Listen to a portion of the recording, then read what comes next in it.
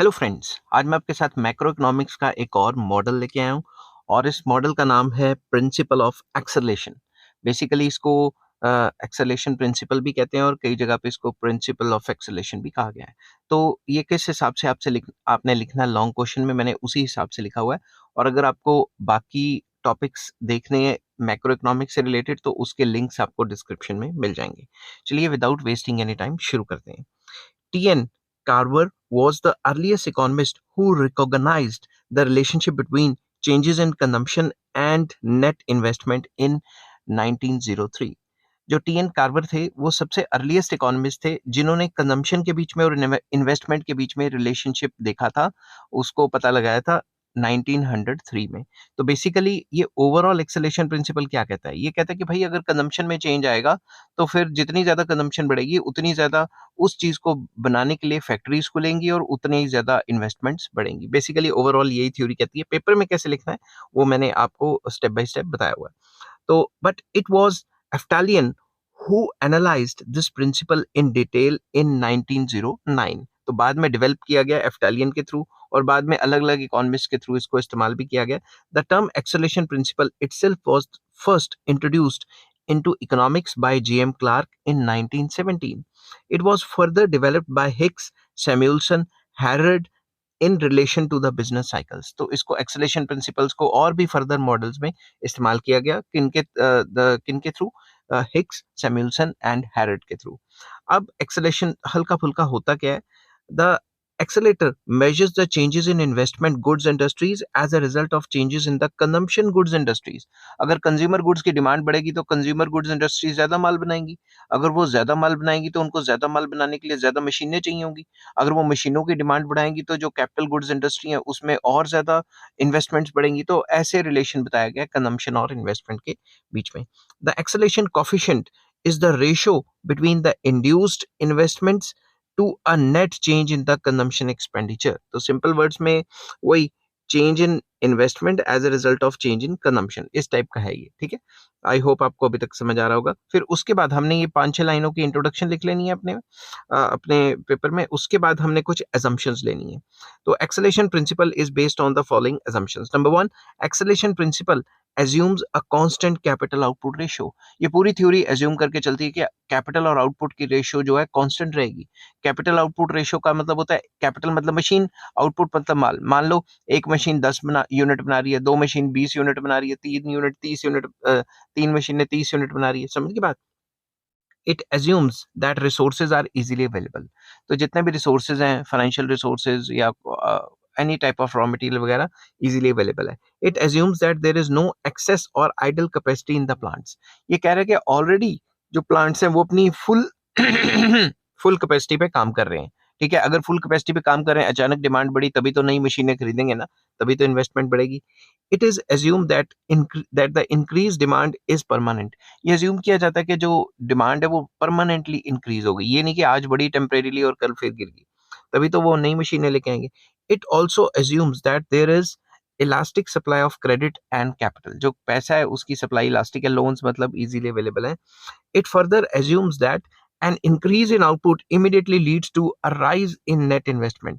ये एक assumption है जिसको बाद में क्रिटिसाइज करेंगे कि अगर एकदम से आउटपुट में इंक्रीज आ गया, मतलब एकदम से कंजम्पशन वगैरह बढ़ गई, तो एकदम से इन्वेस्टमेंट बढ़ जाएगी, कोई टाइम लैग नहीं होगा। बट जब हम क्रिटिसाइज करते हैं इसको तो कहते हैं भाई टाइम लैग तो होता ही है। ठीक है, अब इसकी एक्सप्लेनेशन। द प्रिंसिपल ऐसी हेडिंग बना के आपने लिखनी है। The principle of acceleration is based on the fact that the demand for capital goods is derived from the demand for consumer goods which the former help to produce। Simple words में जो capital goods मशीनों की demand है वो किस पे depend करती है? वो मशीन जो गुड्स बनाते हैं उनकी डिमांड पे डिपेंड करती है। फॉर एग्जांपल अगर बर्गर वगैरह की डिमांड बढ़ गई तो बर्गर बनाने की जो मशीनें हैं उनकी डिमांड बढ़ जाएगी। तो वो मशीनें कौन बनाती हैं? Capital goods industries. तो उनको ज्यादा से ज्यादा इन्वेस्टमेंट करनी पड़ेगी। The acceleration principle explains the process by which an increase और decrease in the demand for consumption goods leads to an increase or decrease in the investment on capital goods industry। वही बात की acceleration principal हमें ये बताता है कि जब भी हमारी डिमांड इंक्रीज या डिक्रीज होगी कंज्यूमर गुड्स की, उससे जो इन्वेस्टमेंट जो होती है कैपिटल गुड्स इंडस्ट्रीज में, उसमें क्या फर्क पड़ेगा। ठीक है, तो वही बात दोबारा दोबारा करके लिख रहे हैं। अकॉर्डिंग टू कुरिहारा, वेरी इंपॉर्टेंट, एक आधी डेफिनेशन अपने मॉडल में डालोगे तो अच्छे नंबर आएंगे. The accelerator coefficient is the ratio between induced investment and an initial change in the consumption expenditure, कि जो भी इंड्यूस इन्वेस्टमेंट है और उसमें कितना चेंज आया अगर हम क्या कहते हैं कंजम्पशन एक्सपेंडिचर को चेंज करें. तो सिंबॉलिकली इसका फॉर्मूला ये बन सकता है, V is equals to delta I divided by delta C. Here V is accelerator coefficient और डेल्टा आई जो है capital I, that is called net change in investment, और डेल्टा सी है नेट चेंज इन कंजम्पशन. तो simple words में consumption के change आने से इन्वेस्टमेंट में क्या चेंज आया, यही पूरी थ्योरी बोल रही है बार बार. ठीक है.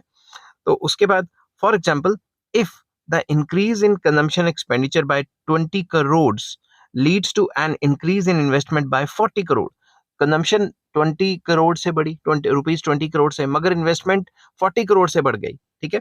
तो इस केस में मैंने 3 लिखा हुआ है. बेसिकली इस केस में चेंज इन इन्वेस्टमेंट कितनी हुई, 2. तो change in investment 40 divided by change in consumption 20, तो हम इसको सॉल्व करेंगे तो ये कितना आएगा, 2. ठीक है. तो यहाँ मैं 2 लिख देता हूँ अच्छे से. अब आपको मुझे लग रहा है ये चीज समझ आ गई होगी. तो उसके बाद थोड़ा सा और लिखेंगे. This version of acceleration principle has been more broadly interpreted by Hicks as the ratio of induced investment to changes in output it calls forth. तो सिंपल वर्ड्स में यही कि ये एक रेशियो है between change in induced investment and change in output. Output मतलब जो भी हम कंजम्पशन कर रहे हैं. ठीक है. दस द एक्सेलेरेटर, जिसको स्मॉल v से डिनोट किया गया है, इट इज इक्वल्स टू, हमने अभी तक क्या किया था, change in investment as a result of change in consumption. Consumption तो तभी होगी ना जब आउटपुट बनेगी, माल बनेगा, तो इसको चेंज इन आउटपुट भी कह दिया गया. ठीक है. और द कैपिटल आउटपुट रेशियो, इसको हम कैपिटल आउटपुट रेशियो भी कह देते हैं. It depends on the relevant change in output, that is delta Y, and the change in investment. वही बात इंग्लिश को घुमा घुमा के लिखा जा रहा है ताकि पेज भी तो भरने होते हैं ना अपने, मतलब ग्रेजुएशन पोस्ट ग्रेजुएशन में. It shows that the demand for capital goods is not derived from जो consumer goods alone but from the direct demand of the national output. तो इसमें यह बताया गया कि एकदम डायरेक्टली कंज्यूमर गुड्स की वजह से ही सिर्फ नेट इन्वेस्टमेंट नहीं बढ़ती, बल्कि जो ओवरऑल नेशनल आउटपुट है उसकी डिमांड बढ़ रही है, इस वजह से भी हमारी इन्वेस्टमेंट बढ़ रही है. In an economy the required stock of capital goods depends on change in the demand for output. फिर से वही कि भाई अगर कोई भी इकोनॉमी के बाद देखें तो उसमें कैपिटल गुड्स की जो डिमांड है वो कितनी, किस पे डिपेंड करती है कि जो डिमांड फॉर आउटपुट कितनी है. Any change in output will lead to change in capital, change in the capital stock. तो जितना जो है डिमांड में चेंजेस आएंगे उतना ही जो मतलब डिमांड में चेंज आना मतलब जो कंज्यूमर गुड्स इंडस्ट्रीज हैं उनके आउटपुट में चेंज आना, जितना उसमें चेंज आएगा उस हिसाब से कैपिटल स्टॉक में चेंज आएगा. This change equals v times to the change in output. तो इसमें v क्या है, acceleration principle. This change in investment is v change in output. ठीक है. अभी ये देखो, ये फॉर्मूला बताया था ना एक्सेलेरेशन का, v is equals to this. ठीक है. v is equals to this. अगर मैं इसको क्रॉस मल्टीप्लाई कर लूं तो बेसिकली क्या आएगा, ये v into delta Y it is equals to change in investment. यही बना ना फॉर्मूला. ठीक है ना. तो वही फॉर्मूला मैंने यहाँ पे लिखा हुआ है ये चीज. ठीक है. तो वही घुमा फिरा के लिखा है, where v is the accelerator, the acceleration principle या accelerator principle can be expressed in the form of following equation. तो इसमें ये बताया हुआ है IGT, टी मतलब basically gross investment in time period T, it is equals to V जो कि एक्सेलेरेटर है. ठीक है. एक्सेलेरेटर कोफिशिएंट भी इसको कहा गया कई बुक्स में. It is V into YT minus YT minus 1, मतलब national output in time period T और national output in previous time period मतलब T माइनस 1 पिछले साल का, प्लस R क्या होता है, रिप्लेसमेंट इन्वेस्टमेंट. तो ये तो आपको पता ही है ना, ओवरऑल ग्रॉस इन्वेस्टमेंट क्या होती है, net investment plus replacement investment. ठीक है. तो ये जो चीज थी YT माइनस वन, इसको मैंने डेल्टा YT लिख दिया. ठीक है ना, एक ही बात है. The equation tells that gross investment during time period T depends upon the change in output, कि जो आउटपुट में चेंज आता है उसके ऊपर डिपेंड करती है, from time period T minus 1 to time period T multiplied by the value of accelerator, मतलब V से मल्टीप्लाई किया इसको, एंड मतलब प्लस रिप्लेसमेंट इन्वेस्टमेंट जिसको R कहा गया है. तो बेसिकली वही है कि भाई जो आपने थ्योरियां पढ़ी हुई हैं कि gross investment is equals to net investment plus replacement investment. समझ गए ना बात. उसके बाद in order to arrive at net investment, जिसको मैंने I capital I small n और टाइम पीरियड T से डिनोट किया गया, it is equals to V मतलब जो एक्सेलेरेटर प्रिंसिपल था. ठीक है. एक्सेलेरेशन कोफिशिएंट जिसको कहते हैं, multiply by YT minus 1, that is change in YT. तो बेसिकली ये हुआ क्या, ये अगर मैं ये ग्रॉस में से ये रिप्लेसमेंट निकाल दूं तो जो बचा वो नेट ही रह गया ना, तो इसलिए तो नेट का फॉर्मूला सिर्फ यही रह गया। समझिए बात। अब इफ YT मतलब अभी की जो आउटपुट है इट इज ग्रेटर देन पुरानी आउटपुट, ठीक है, YT is greater than YT minus one, then हम ये कह सकते हैं कि जो नेट इन्वेस्टमेंट है वो पॉजिटिव है during time period T, and vice versa. अगर ये कम है तो हम कह देंगे कि भाई इस साल पिछले साल से कम काम हुआ है और नेट इन्वेस्टमेंट भी जो है वो नेगेटिव रही है। Then it can be explain with the help of table and diagram. In our table we assume that the value of acceleration principle is 4। आप 2 भी कर सकते हैं, जितनी मर्जी कर सकते हैं, ठीक है। अब मैं इसको थोड़ा सा जूम आउट कर रहा हूँ। यहाँ पे पहले कॉलम में मैंने लिखा है period in years, second column में लिखा है आउटपुट जिसको कैपिटल वाइज से डिनोट किया है, रिक्वायर्ड कैपिटल, रिप्लेसमेंट कैपिटल, ये है नेट इन्वेस्टमेंट और ये है ग्रॉस इन्वेस्टमेंट। आपको ये टेबल हल्का सा याद करना पड़ेगा क्योंकि अगर आप वैल्यूज निकालने बैठ जाते हो, मैं बताऊंगा इसकी वैल्यूज कैसे निकली हैं। अगर आप वैल्यूज निकालने बैठ जाते हो तो समझ लो कि मतलब हो गया काम, फिर पेपर नहीं पूरा होता। तो यहाँ शुरुआत करेंगे टाइम पीरियड टी से और T+9 तक जाएंगे, और यहाँ पे इनिशियल जो आउटपुट है वो 100 है, T+1 में भी 100 रही, और शुरू शुरू में इंक्रीजिंग रेट तक बढ़ेगी टिल 130, उसके बाद ये डिमिनिशिंग रेट शुरू हो जाएगा, ठीक है। अब इसके बाद जो भी रिक्वायर्ड कैपिटल है वो क्या है, 4 टाइम्स। तो इसका 4 टाइम्स, ये हुआ 100 का 4 टाइम्स, ये 105 का 4 टाइम्स, तो आपने इसका 4 टाइम्स कर देना है, ठीक है। तो इनिशियल रिक्वायरमेंट ऑफ जो रिप्लेसमेंट इन्वेस्टमेंट है वो 40 है, और वो थ्रू आउट हमारी प्रॉब्लम 40 ही रहेगी। अब ये नेट इन्वेस्टमेंट कैसे निकली है ये मैं अभी आपको फॉर्मूले से बताऊंगा, और जो ग्रॉस इन्वेस्टमेंट होती है वो क्या होता है, net investment plus replacement investment, ठीक है। तो अभी मैं आपको बताता हूँ कि नेट इन्वेस्टमेंट कैसे निकली है। एक बार नेट निकल गई तो replacement plus net investment is gross investment, ठीक है। तो अब इसके बाद इस टेबल को एक्सप्लेन करेंगे और मैं आपको स्टेप बाय स्टेप बताता रहूंगा। The table shows that changes in total output, capital stock, net investment and gross investment over the time periods. तो मतलब नेट इन्वेस्टमेंट, ग्रॉस इन्वेस्टमेंट और टोटल आउटपुट में किस हिसाब से चेंजेस आए ओवर द टाइम पीरियड ये बताया गया है। Assuming the value of acceleration v is equals to 4, मतलब हमने एक्सेलेशन प्रिंसिपल या एक्सेलेशन कोफिशिएंट को 4 लेके चल रहे हैं। The required capital stock in each period is 4 times the corresponding output of that period। मतलब कि जो भी हमारी रिक्वायर्ड कैपिटल होगी वो 4 टाइम्स होगी, जितना भी आउटपुट है उससे 4 टाइम्स रिक्वायर्ड कैपिटल होगी, मतलब मल्टीप्लाई बाय 4 कर करके ये वाला रिक्वायर्ड कॉलम लिख लेना है, ठीक है। उसके बाद the replacement investment is assume to be equal to 10% of the capital stock in time period T shown as 40 in each period. तो सिंपल वर्ड्स में इसका जो है, जो अभी मैंने जो बताया इसका, कि इसका हम क्या लेंगे, कितना परसेंट लेंगे, हम इसका 10% लेंगे। तो अगर हम इनिशियली देखें तो इसका 10% कितना होता है, 40, 400 का 10% 40, और थ्रू आउट ये 40 ही रहेगा। समझिए बात।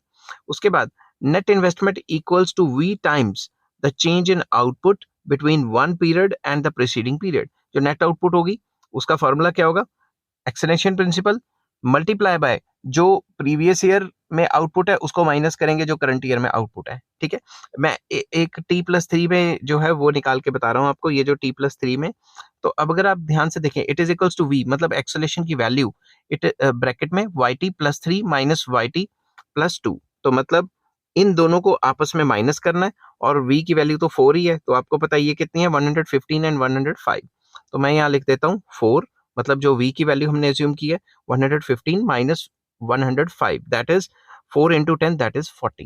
It means that given the acceleration principle या accelerator value 4, the increase of 10 in the demand for final output leads to an increase of 40 in the demand for capital goods। तो basically इसमें ये बताया कि जो नेट इन्वेस्टमेंट है वो, इसमें तो सिर्फ 10 का चेंज है, T+2 एंड T+3 में तो सिर्फ 10 का चेंज है, इसमें 10 के चेंज आने की वजह से नेट इन्वेस्टमेंट में 40 का चेंज आया, क्योंकि एक्सेलेशन प्रिंसिपल की वैल्यू है 4।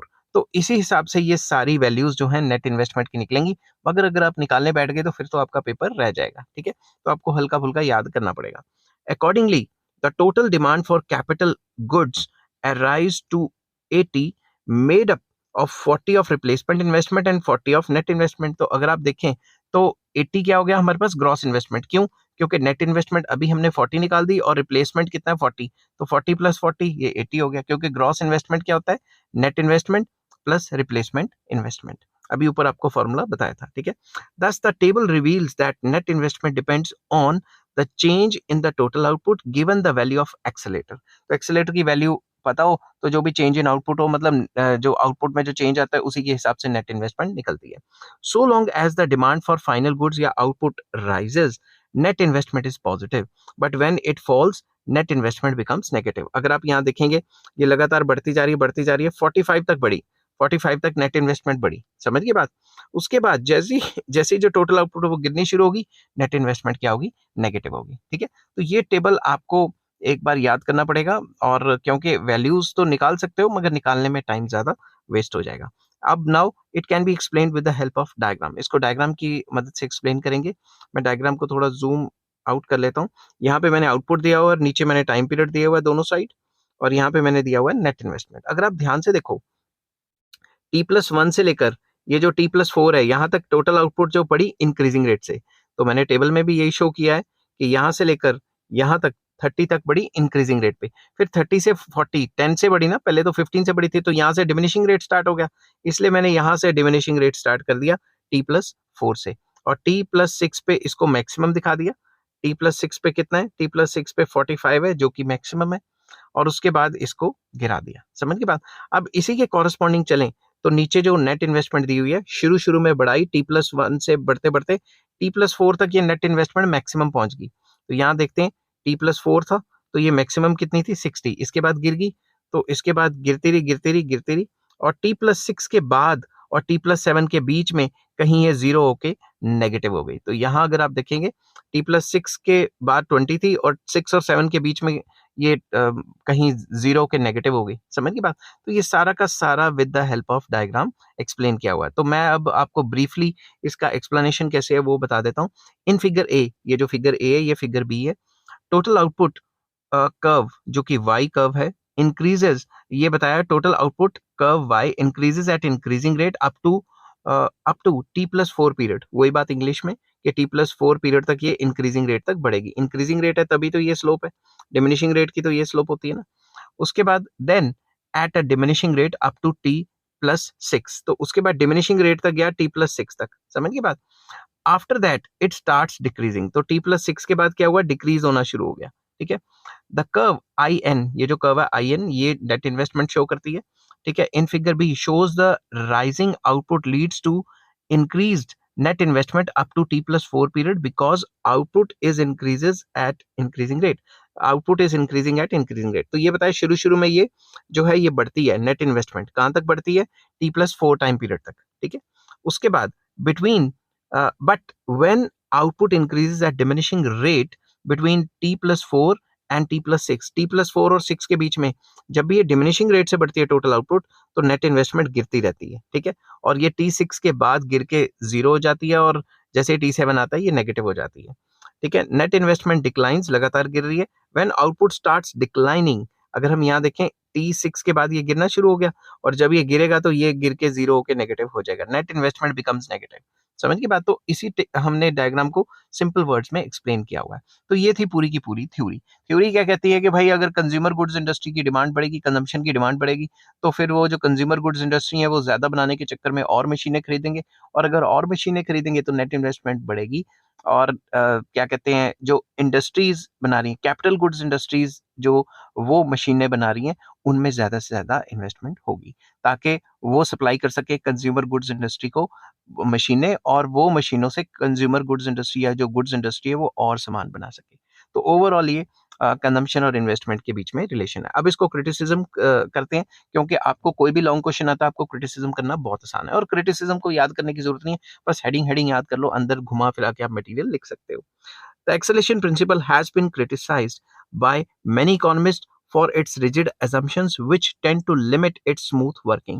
तो इसको assumptions के ऊपर criticize किया गया. मैंने आपको पहले भी बताया था कि जो assumptions हैं उनके ऊपर कई मॉडल्स को criticize किया जाता है. ठीक है, तो सबसे पहले capital output ratio not constant. जो उसकी assumption है, मेन assumption कि भाई कैपिटल और आउटपुट रेशियो जो है कांस्टेंट रहेगी, कि एक मशीन 10 यूनिट बना रही है, दो मशीन 20, 3 यूनिट 30, ऐसा थोड़ी ना होता है. ठीक है ना. The acceleration principle is based on a constant capital output ratio. इसकी main assumption है, but this ratio does not remain constant in modern dynamic world. तो dynamic world है, changes आते रहते हैं. Inventions and improvements in production techniques takes place which leads to increase in output per unit of capital. Invention आती रहती हैं लगातार, ठीक है ना, इससे क्या होता है, कैपिटल आउटपुट रेशियो इंक्रीज हो जाती है, ठीक है, मतलब एक मशीन से ज्यादा माल बना पा रहे हो, और existing equipment may be work more intensively. ये भी हो सकता है कि एग्जिस्टिंग जो टेक्नोलॉजी है उसको और अच्छे तरीके से यूज कर रहे हो तो कैपिटल आउटपुट रेशियो में उससे भी चेंज आ सकता है।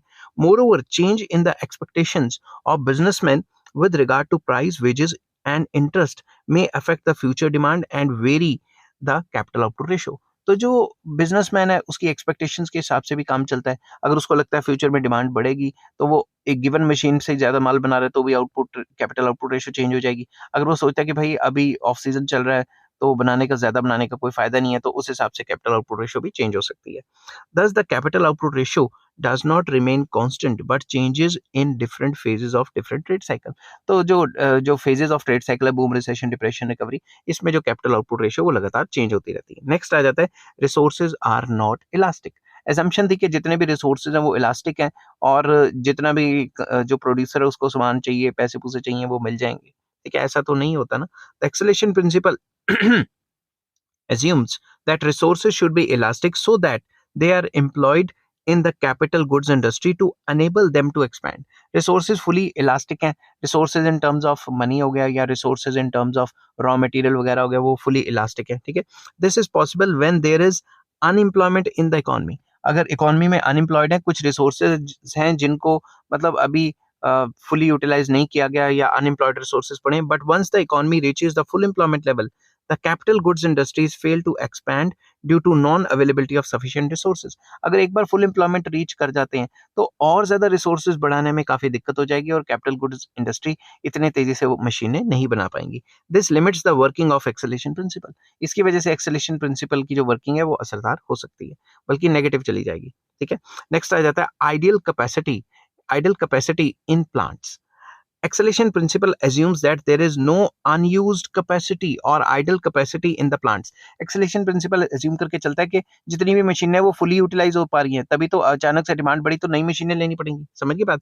But if some machines are not working to their full capacity and lying idle, then an increase in the demand for consumer goods will not lead to increased demand for new capital goods. तो अगर कई मशीनें उनके पास पड़ी हैं और वो unused पड़ी हैं तो अचानक से कंज्यूमर गुड्स की डिमांड बढ़ती है, तो उन कंज्यूमर गुड्स इंडस्ट्रीज को नई मशीनें लेने की तो जरूरत ही नहीं पड़ी। तो अगर नई मशीनें नहीं आएंगी तो एक्सेलेशन काम कैसे करेगा, समझ की बात। In such situation acceleration principle may not work, क्योंकि पुरानी मशीनों से ही काम चल रहा है, नवी लेने की जरूरत ही नहीं पड़ी। नेक्स्ट आ जाता है fails to explain timing of investment. The assumption of existence of full capacity implies that increased demand for output immediately leads to induced investment. ये पूरी थ्योरी assume करती है कि अचानक से कंज्यूमर गुड्स की डिमांड बढ़ी तो अचानक से इन्वेस्टमेंट भी बढ़ जाएगी। और भाई टाइम लैग इन्होंने एक्सप्लेन नहीं किया, समझ गई बात। The acceleration principle therefore fails to explain the timings of investment. At best it explains the volume of investment कि भाई इतना इन्वेस्टमेंट हो जाएगा, मगर कितने टाइम के बीच में, जैसे ही कंज्यूमर गुड्स इंडस्ट्री बढ़ेंगी, कंज्यूमर गुड्स इंडस्ट्री की डिमांड बढ़ेगी, वैसे वो तेजी से एकदम से मशीन का ऑर्डर करेंगी और अगले दिन ही मशीन आ जाएगी, और ऐसा थोड़ी ना होता है, ठीक है ना। As a matter of fact there may be a time lag before new investment can be generated. तो टाइम लैग की बात नहीं कहेगी। नेक्स्ट आ जाता है does not consider availability and cost of capital goods. The timing of acquisition of capital goods depends upon availability and cost. तो अगर हमने मशीनें खरीदनी है, मेरा मान लो कोई कंज्यूमर गुड्स की इंडस्ट्री है, मैंने उनको बनाने के लिए मशीनें खरीदनी भी है क्योंकि अचानक से डिमांड बढ़ गई, तो मैं ये देखूंगा ना मशीन्स अवेलेबल हैं कि नहीं है, उनकी कॉस्टिंग क्या है, महंगी पड़ेंगी तो नहीं खरीदूंगा। The theory does not consider these factors के कॉस्टिंग और अवेलेबिलिटी को नहीं लेती। नेक्स्ट आ जाता है acceleration effect zero for installed equipments.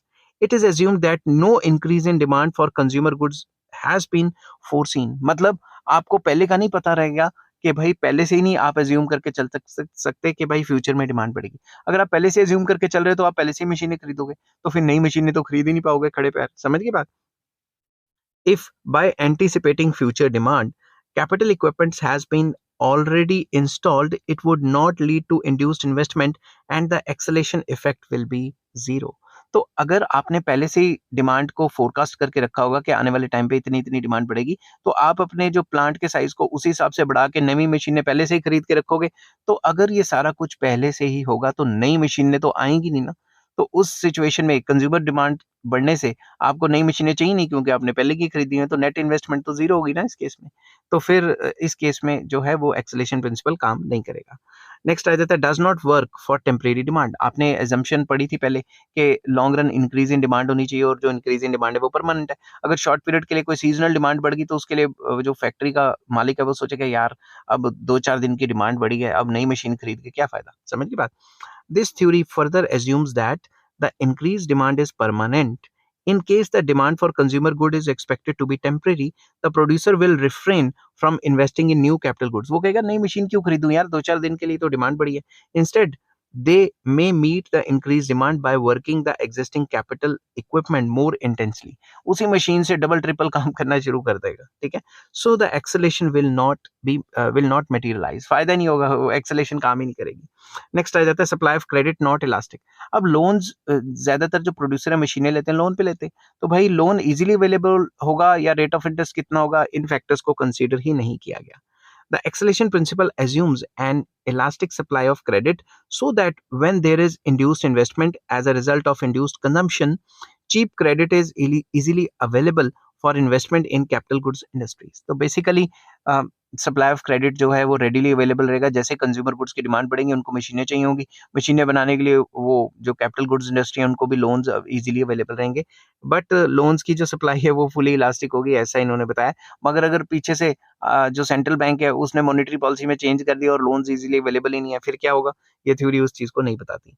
If cheap credit is not available in sufficient quantities, the rate of interest will be high and investment in capital goods will be low. तो वही बात होगी कि भाई अगर चीप मॉनेटरी पॉलिसी या वो जो है वो अवेलेबल नहीं है। चीप मॉनेटरी पॉलिसी और डीर मॉनेटरी पॉलिसी क्या होती है, इसके ऊपर भी मैंने टॉपिक्स पहले के बनाए हुए हैं। तो सिंपल वर्ड्स में अगर लोन्स इजीली अवेलेबल और चीपर रेट पे अवेलेबल नहीं है तो भी पंगा पड़ जाएगा, क्योंकि महंगे रेट पे लोग लोन्स लेंगे नहीं और फिर मशीनें कहाँ से आएंगी? Thus the acceleration principle will not work fully, उस केस में पूरा नहीं चलेगा। Next, neglects the role of expectations. The acceleration principle neglects the role of expectation in decision making on the part of entrepreneur. ये expectations की बात ही नहीं कर रहे, ठीक है? एक्सपेक्टेशंस के हिसाब से मान लो मैंने फैक्ट्री खोली और मैं एक्सपेक्टेशन के हिसाब से चल रहा हूँ कि डिमांड इतनी बढ़ेगी, तो मैं पहले से वो मशीनें इंस्टॉल करके रखूंगा ना। The investment decisions are not influenced by demand alone. जो इन्वेस्टमेंट डिसीजन है वो सिर्फ डिमांड पे ही थोड़ा ना डिपेंड रहते हैं। They are also affected by the future anticipation, like stock market changes, के स्टॉक मार्केट में क्या चेंजेस आ सकते हैं, पॉलिटिकल डेवलपमेंट्स क्या रहेंगी, नेशनल इंटरनेशनल इवेंट्स, जैसे यूक्रेन के ऊपर हमला कर दिया रशिया ने, उसके हिसाब से भी हमारी जो कैपिटल गुड्स की डिमांड है वो बढ़ेगी या कम होगी, क्या होगा? ये सारी की सारी चीजें असर डालती हैं डिमांड पे। सिर्फ एक ही चीज असर नहीं डालती कि भाई कंज्यूमर गुड बढ़ गई और उसकी वजह से हमने इन्वेस्टमेंट बढ़ा दी। तो इन्वेस्टमेंट कंज्यूमर गुड्स को छोड़ के और भी फैक्टर्स के ऊपर डिपेंड करती है। नेक्स्ट आ जाता है neglects the role of technological factors. The acceleration principle is weak in the sense that it neglects the role of technological factors in investment. अब आपको पता है कि सिर्फ कंज्यूमर गुड्स की डिमांड के बढ़ने से इन्वेस्टमेंट नहीं बढ़ती, ठीक है ना? और टेक्नोलॉजिकल फैक्टर भी तो होते हैं। जैसे कोई नई टेक्नोलॉजी आती है तो फिर नई टेक्नोलॉजी जो है वो लीस्ट कॉस्ट हमें देती है, तो हमें उस वजह से भी तो चेंज करना पड़ता है ताकि हमारे प्रॉफिट मार्जिन बढ़ जाएं। Technological changes may be either capital saving और लेबर सेविंग, दे मे देयरफॉर रिड्यूस और increase the volume of investment. तो नई नई टेक्नोलॉजीज के आने की वजह से इन्वेस्टमेंट्स में उसकी वजह से भी चेंजेस आते हैं। आई होप ये वीडियो आपको पसंद आई होगी। अगर पसंद आती है तो please like share and subscribe. इस हिसाब से आपने पेपर में लिखेंगे तो नंबर कोई भी नहीं काट सकता। Till then take care, bye bye.